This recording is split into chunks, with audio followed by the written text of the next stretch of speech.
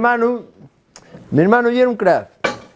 Andaba tocando por ahí la trompeta, pero yo tuve que dejarlo. Yo dejélo porque un día estaba allí tocando y entróme la fame y cambié el salsifón por un bocadillo de tortilla con mayonesa. No hay manera de arreglar este coche. Hay que tirarlo. Miráis lo que me salió con un paquete bollicao. A ver si me va como a mi hermano y entonces dejo el taller. Dejo el taller y vuelvo a la farándula otra vez. Con él, por ahí, para atrás y para adelante.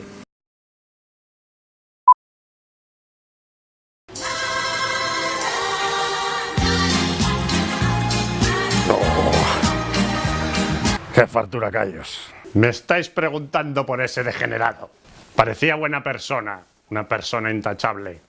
Un poco corto, eso sí, pero bueno, con buena familia. Y ya van como 4 o 5 veces que me la arma el cabrón de él. Se juntó con esa gente de los chiclitinos y que paraban en un bar a tomar café con gotas y ya a partir de ahí no volvió a ser la misma persona.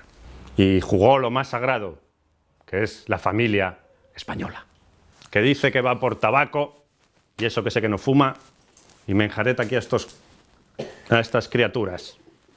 España, ahí, España. Estate quieto, pareces un rojo. Menuda risa. Y eso lo llaman música. ¿Quieres un poco? Toma, prueba, anda. Si total. Es que yo amo la vida y a buen amor.